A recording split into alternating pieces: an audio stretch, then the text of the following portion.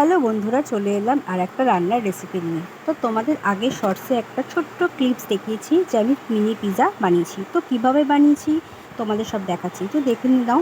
এখানে সব উপকরণগুলো নিয়ে নিয়েছি: পেঁয়াজ, সস, টমেটো সস, ঝাল সস, কাঁচা লঙ্কা, গোলমরিচ, চিজ, রসুন, সমস্ত কিছু নিয়ে নিয়েছি অলরেডি।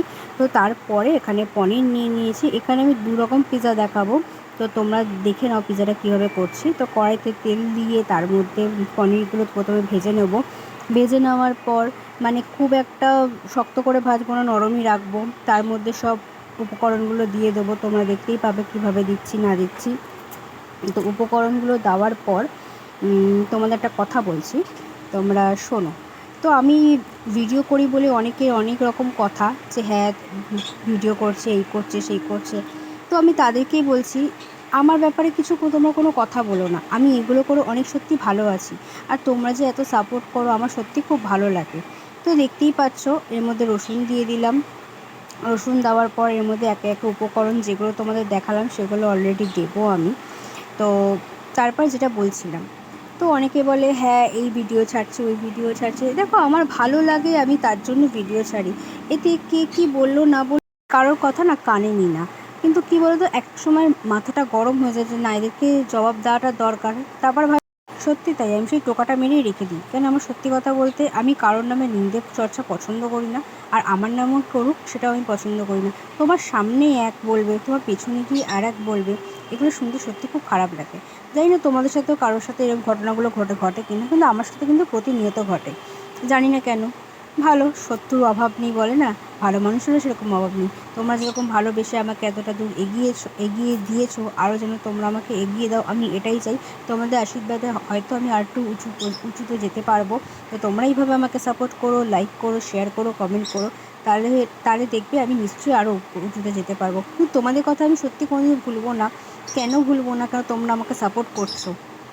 তো দেখো, একে একে সব উপকরণগুলো দেওয়াও আমার হয়ে গেল। তোমাদের সাথে কথা গল্প করতে করতে পনিরটাও ভালো করে এর মধ্যে নেড়ে নিলাম।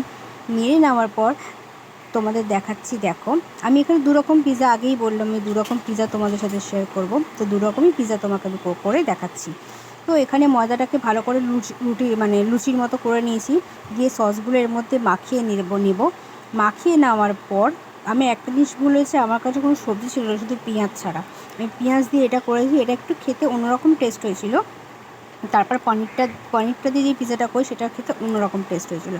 তো এর মধ্যে গোলমরিচ ঢেলে দিলাম, ছিটিয়ে দিলাম অল্প করে। যে যেরকম ঝাল খেতে পছন্দ করো, আমরা একটু ঝাল খাই, সেই জন্য একটু ঝাল দিয়ে করলাম। সেখানে বাচ্চা বড় সবাই খেতে পারো। সন্ধ্যেবেলার টিফিনটা একদম জমে যাবে। তো দেখো, ছোটো ছোটো করে পেঁয়াজ কেটে রেখেছিলাম, সেই পেঁয়াজগুলো এর মধ্যে দিয়ে দিলাম। দিয়ে দেওয়ার পর তার মধ্যে আবার আমি এর মধ্যে চিজ গ্রেট করে দিলাম। তার মধ্যে একটু রসুনও কুচি দিয়ে দিলাম। তো এইটা মোটামুটি খেতে ভালো হয়েছিল। দেখো, চিজও গ্রেট করে দিয়ে দিয়েছিলাম। তারপর ওটা মোটামুটি খেতে ভালো হয়েছিল। তারপরে আবার পনির দিয়ে যেটা করছি, এটা পনির দিয়ে ওপরে চিজ দিয়ে দিলাম। যেভাবে পেঁয়াজগুলো দিয়েছো তোমরা, পনিরটা ওইভাবেই দিয়ে তোমরা চিজ গ্রেট করে এর মধ্যে একটা চাপা দিয়ে দেবে, নাহলে কি চিজটা গলবে না। চিজটা গললে খেতে বেশি ভালো লাগবে। তো এই দেখো, আমার পনির পিৎজা রেডি। তো রেসিপিটা যদি ভালো লাগে, লাইক, কমেন্ট, শেয়ার, আর চ্যানেলটাকে সাবস্ক্রাইব করো। আর যারা নতুন আমার ভিডিও দেখছো আমার চ্যানেলে, তারা প্লিজ চ্যানেলটাকে সাবস্ক্রাইব করো। তো এখনকার মতো টাটা, আরও অনেক ভিডিও আসতে চলেছে।